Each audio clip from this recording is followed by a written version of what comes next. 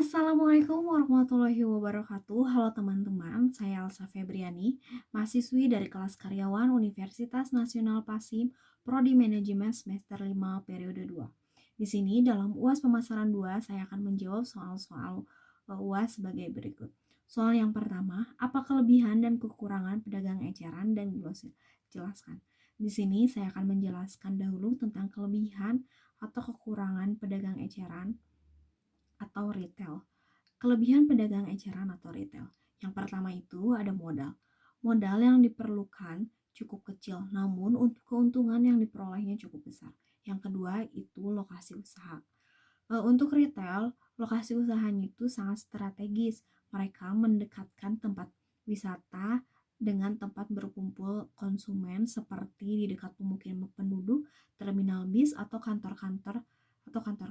Dalam retail sekarang skala kecil, hubungan antara peritel dengan pelanggan cukup dekat karena adanya komunikasi dua arah antara pelanggan dan peritel.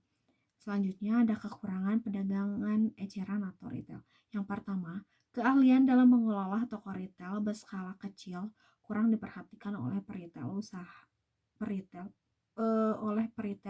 usaha peritel berskala kecil terkadang dianggap hanyalah sebagai pendapatan tambahan sebagai pengisi waktu luang sehingga peritel kurang memperhatikan aspek pengelolaan usahanya. Yang kedua itu ada administrasi dalam retail. Administrasinya kurang atau bahkan tidak diperhatikan oleh peritel sehingga terkadang uang atau modalnya habis tidak terlacak.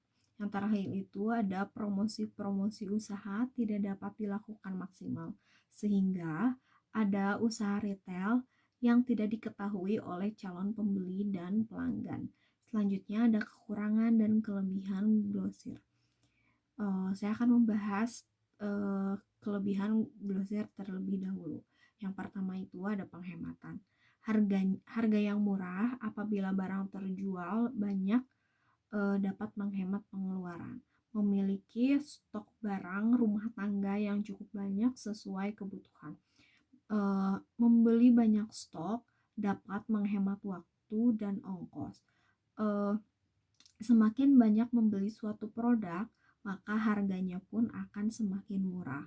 Selanjutnya ada kekurangan grosir. Banyak barang yang terbuang karena yang dipikirkan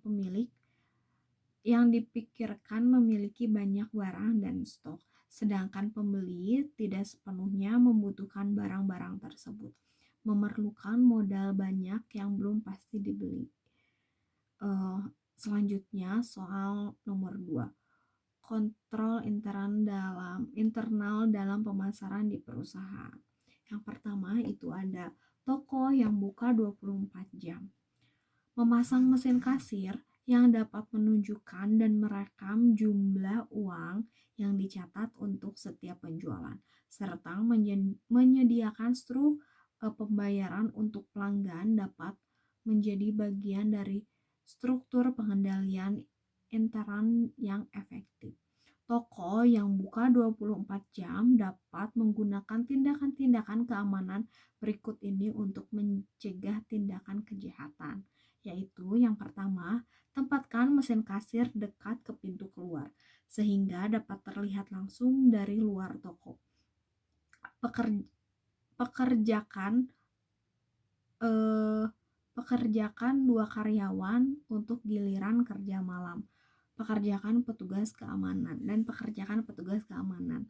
Yang kedua, setorkan kas ke bank setiap hari sebelum jam 3 sore.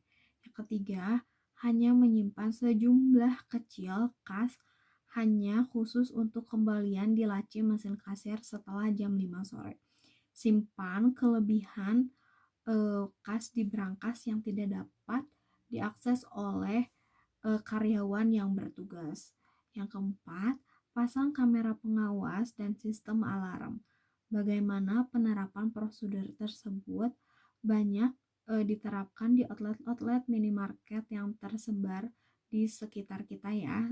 Contohnya itu seperti Indomaret, Alfamart, Alfamidi, Borma, dan sejenisnya.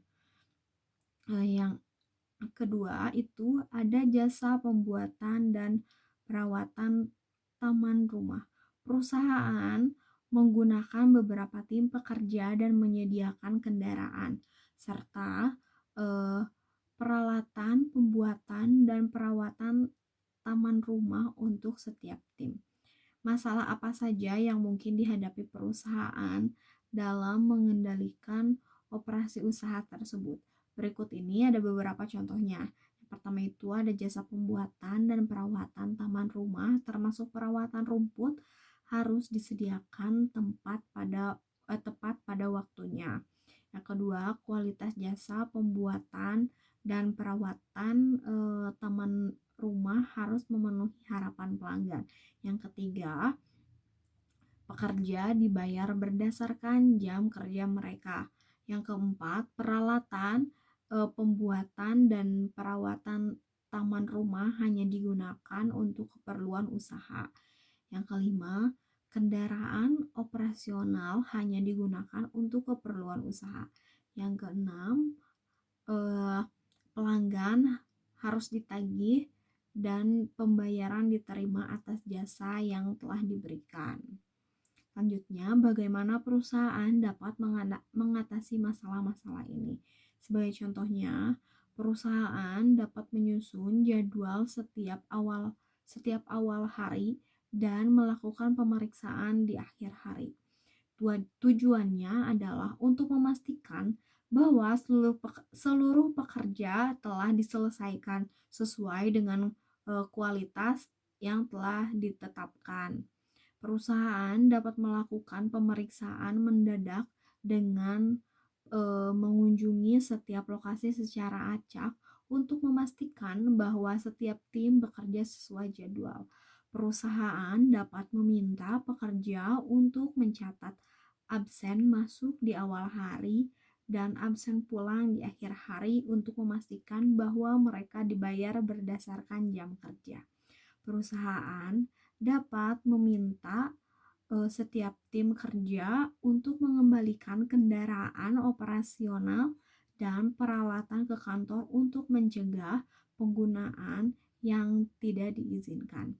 Perusahaan dapat mencatat odometer di akhir hari untuk meyakinkan kendaraan tidak digunakan untuk bersenang-senang.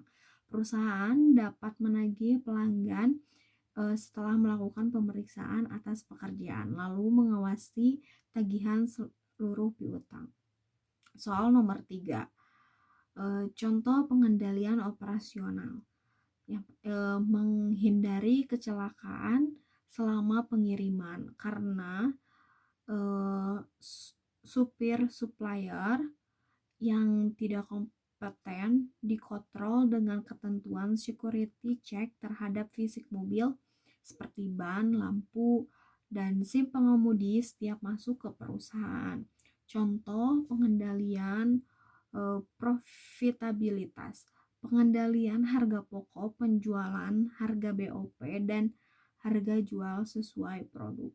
Contoh pengendalian strategi yaitu Citicorp sedang meneruskan strategi pengembangan produk yang agresif yang dimaksud untuk meningkatkan pertumbuhan pendapatan tahunan 15%, sementara perusahaan menjadi lembaga yang mampu mensuplai klien dimanapun di dunia dengan berbagai layanan finansial.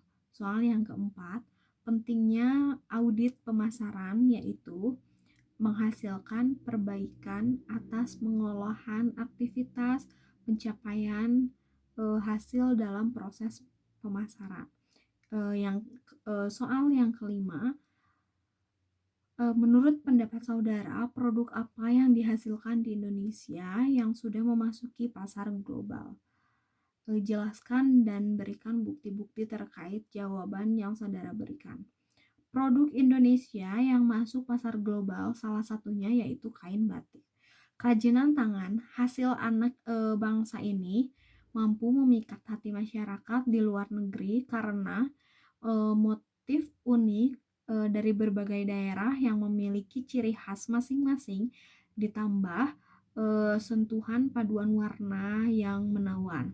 Perlu diketahui juga kalau ternyata banyak artis mancanegara yang tampil di publik dengan menggunakan pakaian bercorak batik. Salah satunya itu ada Paris Hilton, eh, Heidi Klum, dan Jessica Alba.